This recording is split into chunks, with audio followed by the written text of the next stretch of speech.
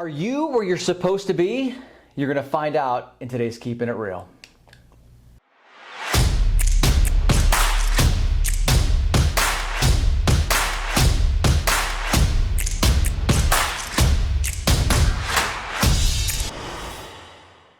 I was in Scottsdale one afternoon a few years ago and was spending some time with a coach and mentor of mine.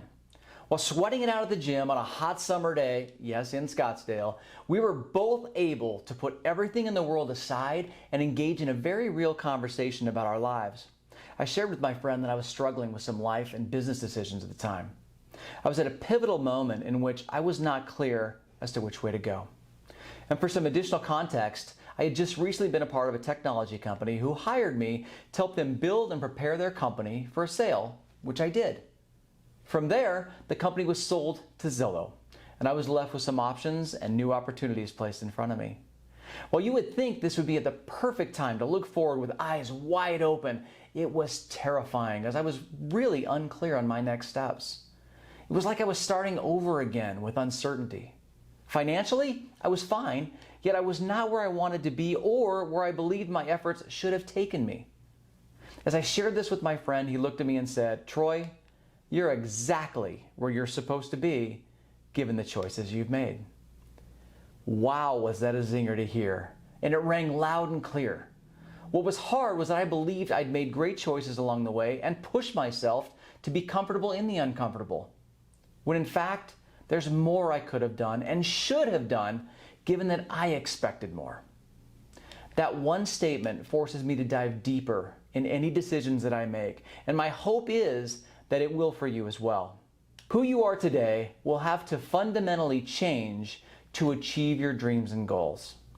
If you were that person already, you would have already accomplished them or be living them. This is me keeping it very real with you right now. So let me ask you, what needs to change? Is it your schedule? Is it your effectiveness? Is it your skill set? Do you need to take more risks? Do you need to be more careful? Or is it your consistency in doing the activities that produce the outcomes you desire? I had the pleasure of attending 3 masterminds this couple weeks ago in Arizona and one in California. 2 of the 3 groups ended up discussing areas involved with mindset and getting back to what is most effective. Specifically, focusing beyond checking a box, as oftentimes the boxes we're checking are not the ones we should be. In fact, they bring little to no value to what we're actually working towards. A person in our Arizona mastermind called this out as he has actively made the change in his daily routine to ensure he's focused on the right things. His schedule has been adjusted and he doesn't deviate from it. He's getting crystal clear on doing the activities that will produce the desired outcomes. As unsexy as it is to talk about the basics and what we used to do, we built our careers and companies from the basics, and they still work today. With some slight modifications and enhancements through the use of technology, we can actually accomplish more than what we did in the past. The basics are our foundation, and as we build off of that, we cover it over, and we often forget how important that foundation is to our business and our lives. So let me ask you, are you happy with your business today?